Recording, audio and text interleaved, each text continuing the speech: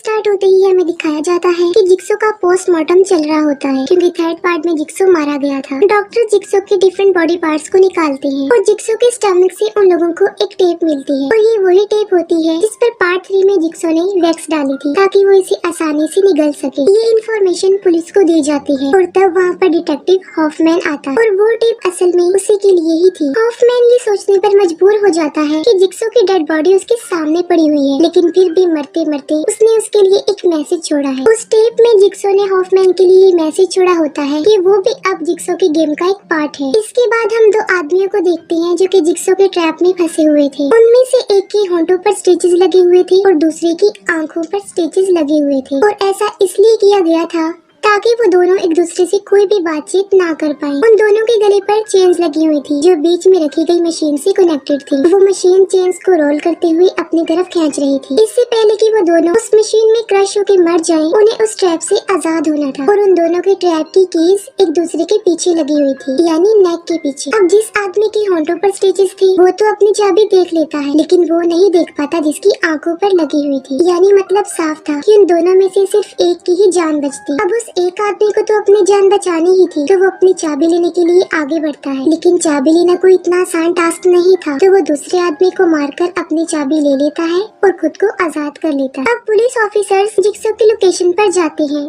जहाँ पर वो पहले हुआ करता था, और उनमें एक सीनियर डिटेक्टिव जिसका नाम रिज होता है। वहाँ पर उन लोगों को डिटेक्टिव एलिसन की डेड बॉडी मिलती है जो पार्ट 3 के स्टार्ट में ही मर चुकी थी, लेकिन स्टिल उसकी डेड बॉडी उसी ट्रैप पर लटकी हुई थी। फिर हम दो सीनियर डिटेक्टिव्स को देखते हैं जिनमें एक मेल और दूसरी फीमेल होती है। अब क्योंकि एलिसन भी डिटेक्टिव थी तो वो दोनों उसे जानते थे, और वो दोनों यहाँ पर जिक्सो का केस इन्वेस्टिगेट करने के लिए ही आए थे। मेल सीनियर एजेंट काफी समझदार होता है और वो समझ जाता है कि जिक्सो और अमेंडा का ट्रैप नहीं है, क्योंकि इतनी ज्यादा हाइट वाला ट्रैप वो नहीं लगा सकते, यानी मतलब साफ था कि उन दोनों के साथ कोई और भी मिला हुआ था। सेम नाइट डिटेक्टिव रिच के घर में उसके ऊपर कोई पिग मास्क पहना हुआ पर्सन अटैक कर देता है, और जब वो सेंसेस में आता है तब वो देखता है कि वो अपने घर के ही बाथटब में है, और वहाँ पर जिक्सो का मैसेज प्ले होता है और उसे पता चलता है कि वो भी अब जिक्सो के गेम का एक पार्ट है। और उसे कहा जाता है कि सिर्फ 90 मिनट्स में उसने एरिक और हॉफमैन जो कि अब ट्रैप में फंसे हुए थे, और इवन की खुद को भी उसने बचाना था। एरिक जो कि अभी भी जिंदा था, अमेंडा ने उसे मरने के लिए वहाँ पर छोड़ दिया था, लेकिन जिक्सो ने उसे बचाकर तकरीबन 6 माह से उसे वहाँ पर कैद किया हुआ था। अब रिच को उन दोनों तक पहुँचने के लिए कुछ टेस्ट पास करने होंगे। उसका पहला टेस्ट उसके अपने घर में ही होता है। वो एक रूम में देखता है कि एक लड़की पिग मास्क पहने हुई एक चेयर पर बैठी हुई है। उस लड़की के हाथ में एक टेप रिकॉर्डर भी होता है और वॉल पर लिखा हुआ था सी व्हाट आई सी, यानी वो देखो जो मैं देख रहा हूँ। जैसे ही रिच उस लड़की के पास जाता है, जिक्सो का मैसेज प्ले होता है कि बेशक उस लड़की को हेल्प की जरूरत है, लेकिन उस लड़की की हेल्प करना रिच का काम नहीं है, और रिच के लिए बेहतर होगा कि वो उसे ऐसे ही ट्रैप करके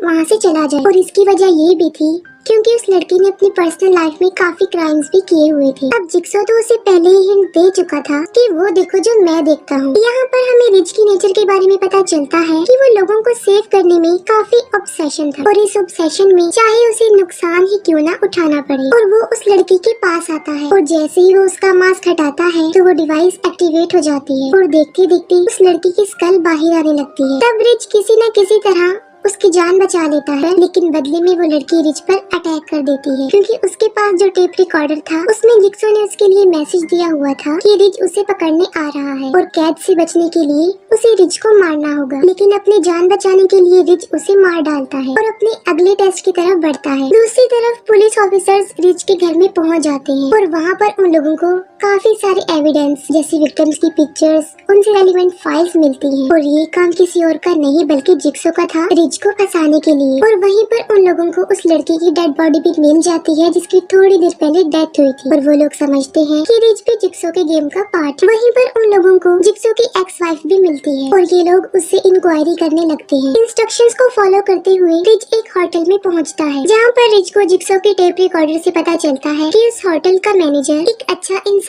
नहीं है, बल्कि उसने अपनी लाइफ में काफी क्राइम्स किए, क्योंकि उसने बहुत से लोगों को सेक्सुअली अब्यूज भी किया। और वहीं पर होटल के मैनेजर की क्राइम्स की पिक्चर्स और वीडियोस भी देखने को मिलती है, जिसे देखकर रिच को गुस्सा आ जाता है और वो मैनेजर को ट्रैप में फंसा देता है। और वहाँ पर उस मैनेजर को एक टास्क दिया जाता है कि उसने लिमिटेड टाइम में अपनी दोनों आंखों को फोड़ना होगा, लेकिन लिमिटेड टाइम के मुताबिक वो सिर्फ एक ही आंख को फोड़ पाता है, जिसका रिजल्ट ये निकलता है कि टाइम अप होने की वजह से वो ट्रैप एक्टिवेट हो जाता है और उसके हाथ और पाँव उसकी बॉडी से अलग हो जाते हैं और वो भी मर जाता है। जिक्सो की वाइफ बताती है कि जिक्सो एक सिविल इंजीनियर था और एक बहुत बड़ी कंपनी के साथ उसकी पार्टनरशिप भी थी। वो बताती है कि वो भी एक क्लिनिक में जॉब करती थी और एक दिन वो जिक्सो के साथ होती है और अपना क्लिनिक बंद करके जा रही थी और तभी उस क्लिनिक में एक चोर आ जाता है। चोरी कर लेने के बाद जब वो वहाँ से जाने लगता है तब वो डोर जिक्सो की वाइफ के पेट पर मार देता है, जिससे उसका मिसकैरेज हो जाता है और तभी से जिक्सो चेंज हो जाता है और उनकी डिवोर्स हो जाती है। और तभी से जिक्सो लोगों को अपने ट्रैप में फंसाता है और अपने विक्टिम्स के ऊपर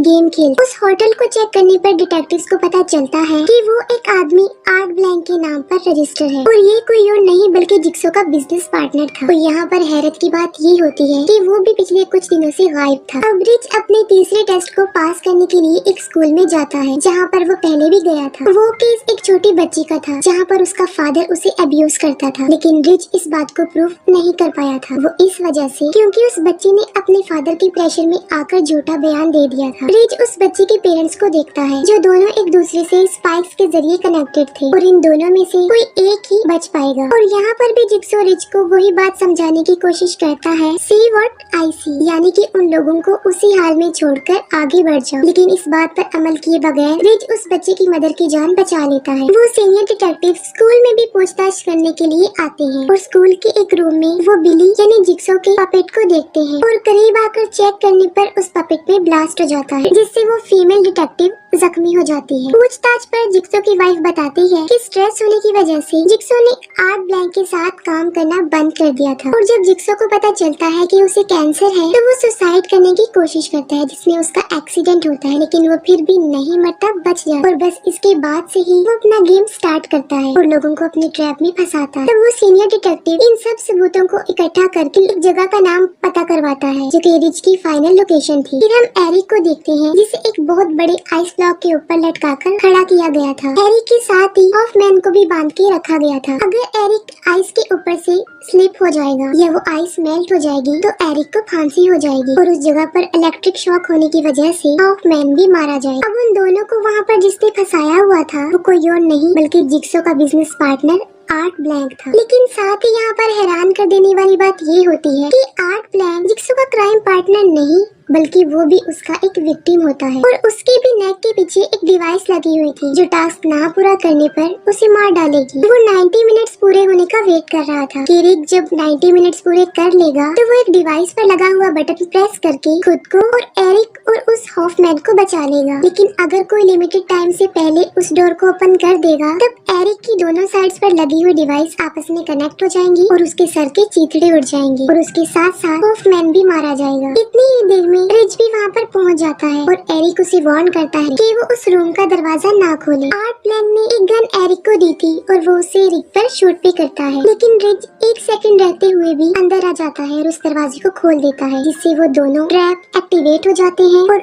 एरिक के फेस को क्रैश कर देते हैं और उसके फेस के चीथड़े उड़ जाते हैं। रिच समझता है कि इस सब के पीछे आर्ट ब्लैंक रिस्पॉन्सिबल है तो वो उस पर भी गोली चला देता है। तब आर्ट ब्लैंक के पास रखा गया एक टेप रिकॉर्डर प्ले होता है और रिच को बताया जाता है कि वो जिक्सो के आखिरी टेस्ट में फेल हो गया है क्योंकि उसका जो ऑब्सेशन लोगों को बचाने का था वो किसी सेंस में गलत भी था, क्योंकि कुछ ऐसी कंडीशंस भी आ जाती हैं जहाँ पर किसी को बचाना किसी खतरे का मोल लेना होता है। और रिच को ये बात का यकीन दिलाना था कि वो सबकी मदद के लिए नहीं बना और इसीलिए जिक्सो ने उसके लिए ये सारी गेम प्लान की थी और उसको टास्क देकर जिक्सो उसे ये समझाना चाहते थे। लेकिन रिच ने इस गेम से कुछ भी नहीं सीखा, उल्टा वो इस गेम में फेल हो गया क्योंकि अगर वो वेट कर लेता तो वो खुद भी और उसके साथ साथ एरिक और हॉफमैन भी बच जाते। अब यहाँ पर कहानी में एक नया ट्विस्ट आ जाता है जो कि काफी हैरान करने वाला, और वो ये था कि हॉफमैन अभी भी जिंदा था, यानी जिक्सो का अमेंडा के बाद हॉफमैन ही साथ थी। हॉफमैन रिच को उसी हालत में मरने के लिए वहाँ पर छोड़कर चला जाता है। लास्ट सीन में हम वही सीन देखते हैं जो हमें मूवी के स्टार्ट में दिखाया जाता है, जहाँ पर जिक्सो का पोस्टमार्टम चल रहा था, यानी ये सब कुछ जिक्सो के पोस्टमार्टम से पहले ही तय हो गया था। और जो टेप रिकॉर्डर